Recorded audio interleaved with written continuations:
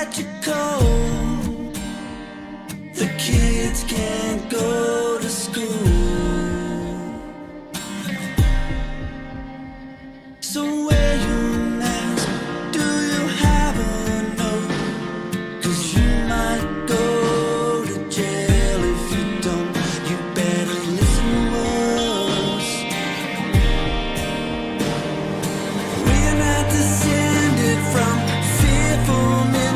Why do we listen to them? Why do we listen to them?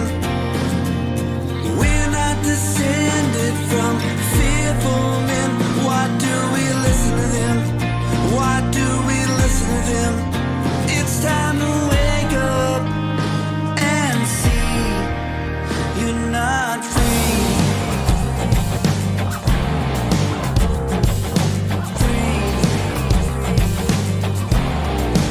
You can't take that drug. Who knows best for you? You can't plant your seed. Don't read that book. Don't watch that show. We will tell you what you need to know. You better listen to us. We're not descended from fearful men. Why do we listen to them? Why do we listen to them? We're not descended from fearful men. Why do we listen to them? Why do we listen to them? It's time to wake up and see you're being lied to. You're just sheep to them. I know it's hard to hear the truth, but remember, you're not descended from fearful men. Why do you listen to them? Why do you listen to them? We're not descended from fearful men. Why do we listen to them? Why do we listen to them? We're not descended from fearful men. Why do we listen to them? Why do we listen to them? It's time to wake up and be free.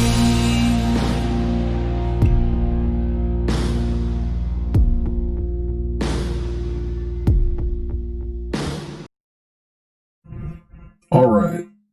So today we're going to talk about Kamala Harris. Kamala Harris. We'll just call her that. Kamala. So prior to the VP nomination or selection, whatever you want to call it, I didn't even know who this lady was. And within a day, I was very well acquainted with who this lady is. So I'm actually going to pull up a video here, and this is from last year. See right here. Okay. This is literally a year ago, August 1st, 2019. Let's give it a listen. We just talked about Senator Kamala Harris. So far, she's gotten a free pass from the press on her presidential run. They want her to be the next president, so they are overlooking her background. She is a former prosecutor, as you know, but the press has let her rebrand as a crusader for prison reform. No one's called her on it until last night. Congresswoman Tulsi Gabbard of Hawaii definitely called her on it. Watch this. There are too many examples to cite, but she put over 1,500 people in jail for marijuana violations and then laughed about it when she was asked if she ever smoked marijuana. She blocked evidence. She blocked evidence that would have freed an innocent man from death row until the courts forced her to do so. She kept people in prison beyond their sentences to use them as cheap labor for the state of California. There is no excuse for that. And the people who suffered under your reign as prosecutor, you owe them an apology.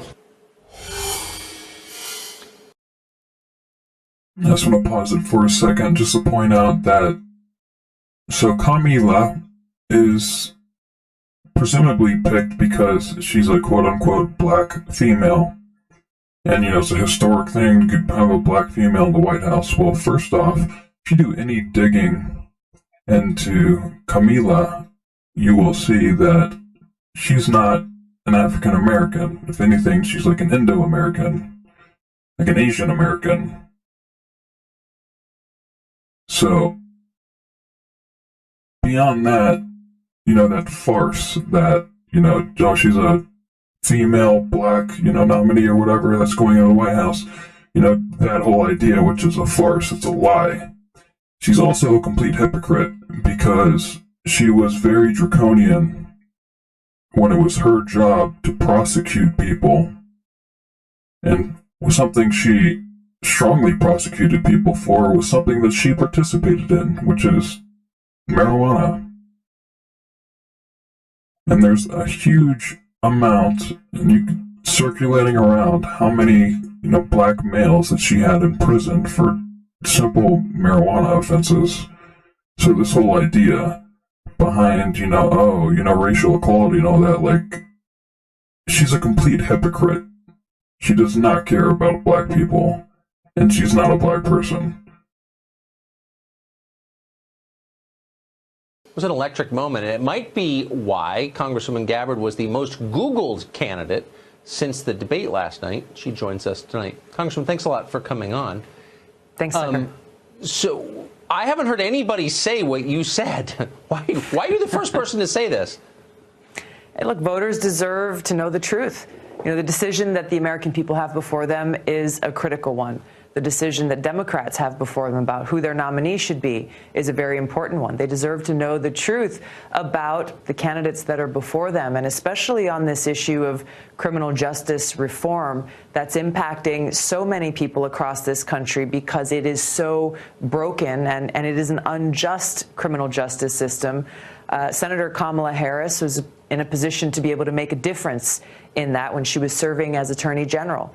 And as I pointed out last night, she did not fulfill that promise that she claims to have, which is to be a champion for the people, be a champion for the oppressed. In fact, she did the exact opposite. She made decisions that ended up hurting people, that ended up hurting minorities, hurting poor people in the state of California, which is concerning to me for someone who wants to be the president of the United States and frankly, who's claiming to be a prosecutor president.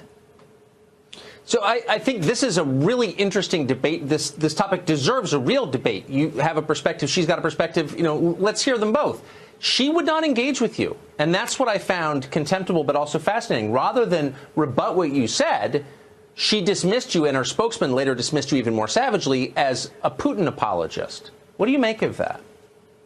A couple of things. First of all, what I was sharing was not a matter of opinion.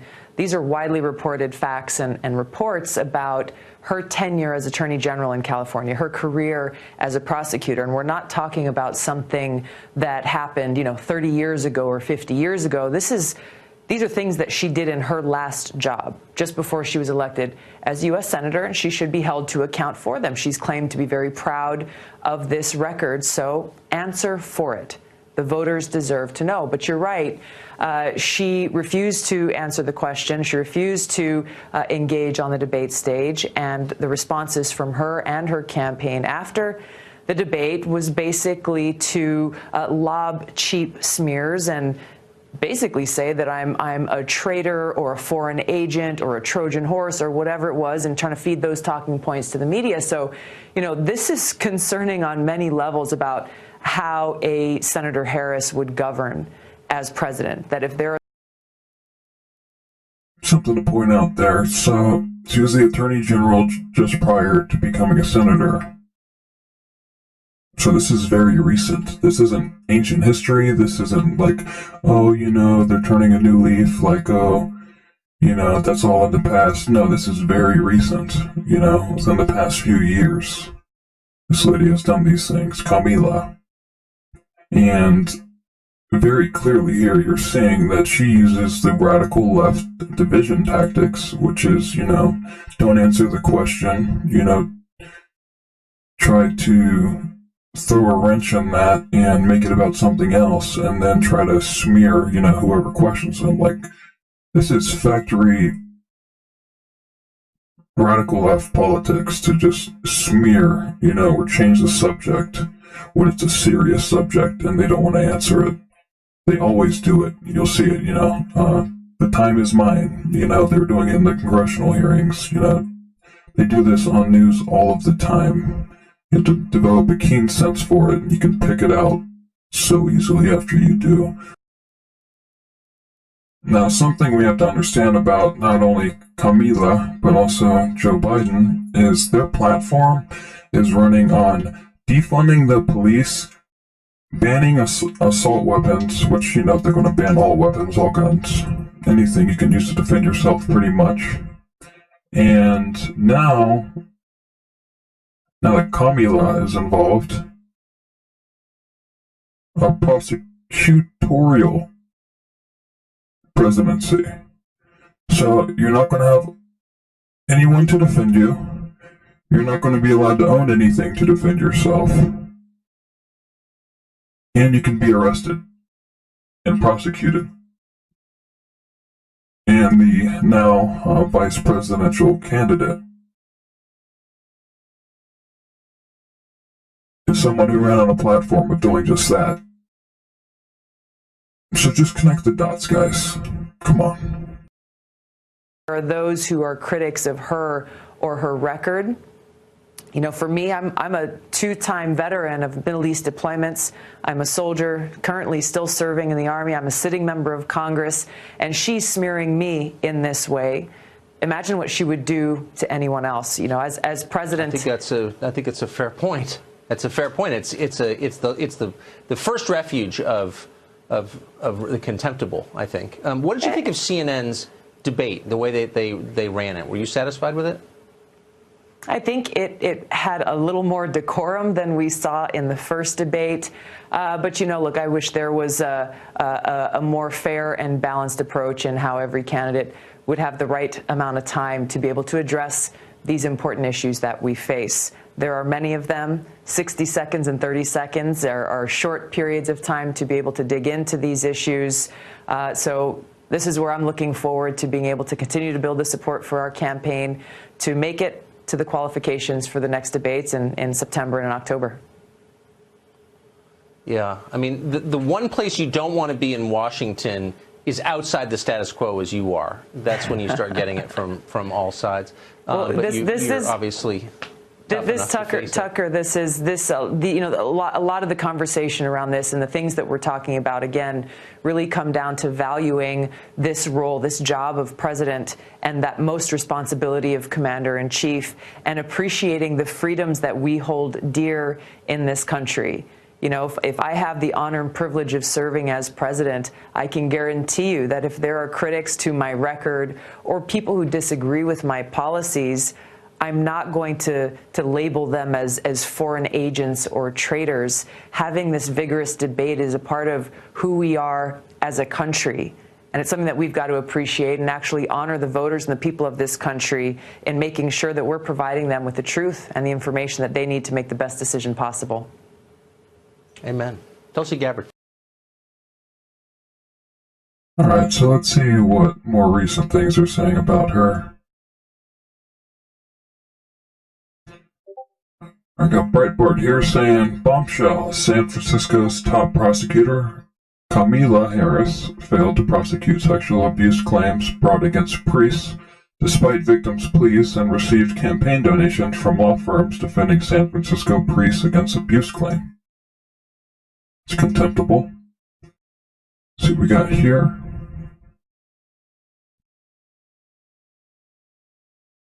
GovTrack rated Kamala Harris the most liberal senator, even more liberal than Bernie Sanders. She is far from a moderate. Let's give this a listen.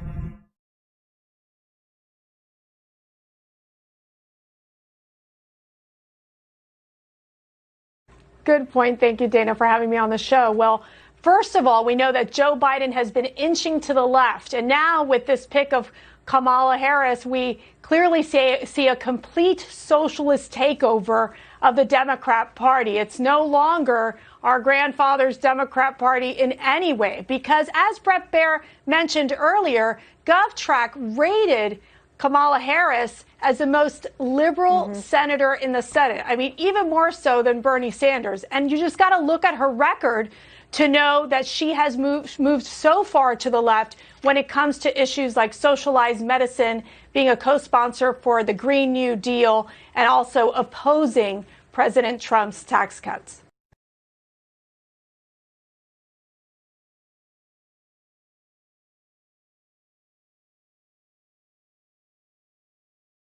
But when these markers are laid down, when he says, oh, I'm going to pick a woman, and then he gets this pressure, oh, I'm going to pick a black woman, it sort of checks those identity boxes. And I think in a way, as a woman, it takes away from some of the selection in some ways, doesn't it? Oh, absolutely. But, you know, I think Joe Biden's pick is actually a red flag for the Democrat Party because this actually reinforces what the Trump campaign has been saying for months now, and that is that the polls are wrong. Because if he was truly leading by 10 points and had the black vote locked up, you wouldn't go with a base choice. So Joe Biden picked Kamala Harris as a Hail Mary by choosing a hardcore progressive candidate who supports crazy things like the Green New Deal, as someone who wants to ban fracking and who publicly compared our brave law enforcement to the KKK. So Joe Biden didn't even remember Kamala Harris during the debates when he claimed to have the support of the only black woman in the United States Senate. So I think that, too, is key. And her record as Attorney General is absolutely abysmal by fighting to keep inmates locked up in overcrowded prisons to be used as cheap labor. And the list goes on, Martha. And it absolutely takes away from the fact that she's a woman or even a woman of color simply because he backed himself in a corner. And perhaps that's what he wanted.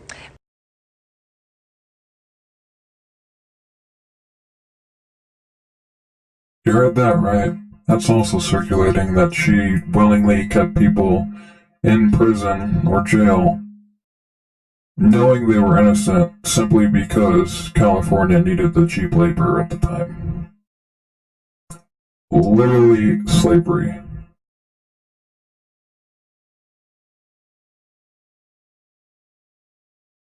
Oh yeah. Kamala Harris, Wikipedia page scrubbed, prosecutorial record wiped out. Now, why in the world would that happen if she wasn't trying to cover her past up? You know? Delete the evidence, make new evidence, basically. Try to convince people she's someone she isn't.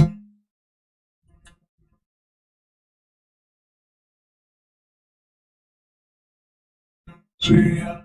Flashback to last year where Don Lemon points out that Kamala Harris' family lineage is not African American. April Ryan melts down and literally says, well, let's go into Ted Cruz. Let's give this a listen. She is a black woman. Okay, that's why I agree with that. I agree with that. But is she African American? No. But is she African American? There's a difference. There's nothing wrong with that. No one is trying to take anything away from her. Let's go down into her lineage. I think you're falling. I think you're falling into a trap of that. All she had to do was say, "I am black, but I'm not African American." That's it.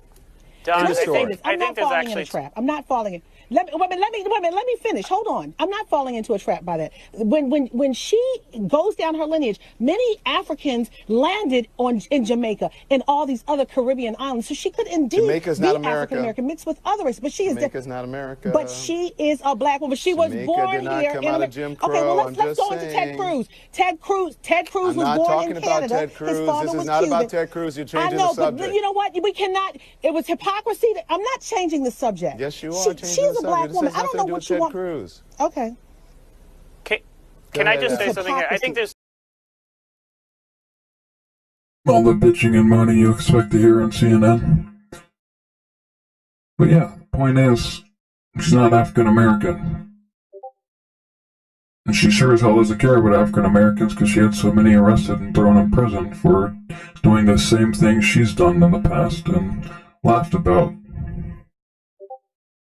Here we go.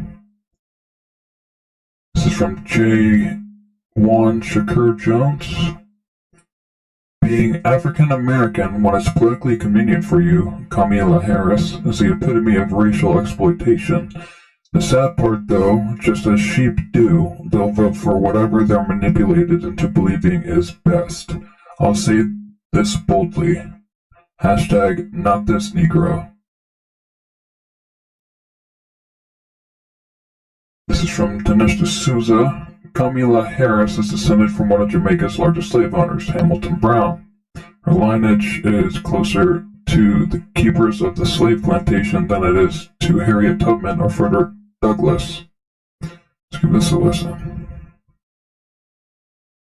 Right, that will actually unify the black vote. Here to respond is Cynthia Garrett, founder of Cynthia Garrett Ministries and author of I Choose Victory. And Dinesh D'Souza, conservative commentator whose new film, Trump Card, will be released on video on demand in September. Also with me, Horace Cooper, Project 21 co-chair, author of How Trump is Making Black America Great Again. It's difficult in this world of identity politics to say you made an honest mistake. It kind of takes away from the narrative that they try to push behind these bogus racial incidents. Identity politics is what Biden is up to here. He wanted to get a woman, and now he's gotten kind of a twofer, someone who's a woman and also supposedly African American. But if you're going to play identity politics, then two can play at that game. It's been pointed out, of course, that her mom is Asian Indian. What I want to point out is that African American, in the American context, generally means having a direct relationship to the experiences of slavery and segregation and Jim Crow and so on. Very interestingly, Kamala Harris's father, Donald, a Stanford professor, wrote an article in a Jamaican magazine several years ago claiming, in fact, sort of boasting, that he was descended from the largest slave owner in Jamaica, one of the largest slave owners in Jamaica, a fellow named Hamilton Brown. The point I want to make, the reason this is interesting is because there's been this effort in the Democratic Party and on the left to eradicate all connections to the slave plantation. And the point I'm trying to make is that Kamala Harris seems to be descended less from the legacy of, let's say, Frederick Douglass than she is from the legacy of the plantation itself.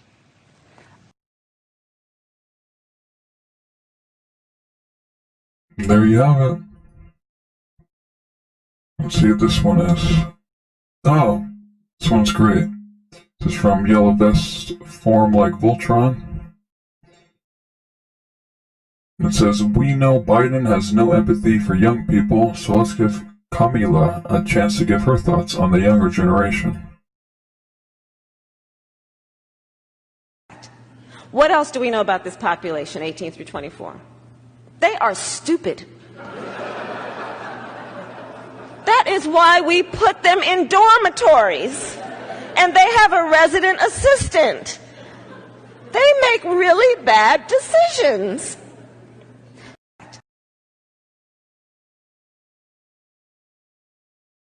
You heard it right. This is also from Breitbart here. Cable news pundits claimed on Tuesday night that Kamala Harris could help to motivate young voters, but a speech from 2014 may prove to make that objective more difficult. Yeah, we just listened to that. So moral of the story here, guys, is you've got Jim Crow Joe and Commie Horrible Harris. And their entire platform is basically defund the police. Kamala clearly hates the police. Clearly doesn't care about the African American community, nor is she an African American. Had them arrested for things she did herself, and then she laughed about it.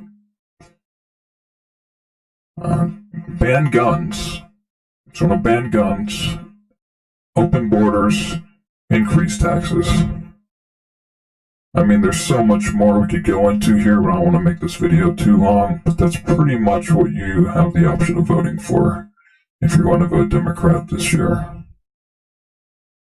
And they're completely trying to basically delete her history so no one can look into her past and find out what she's really like, who she really is. And that should tell you something, alright?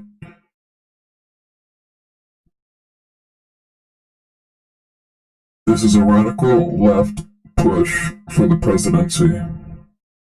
And if they get in there, the things you've been seeing in Portland, in Seattle, Los Angeles, Chicago, New York, all these major Democratic cities, if these people get in the White House, you can expect that in a city near you.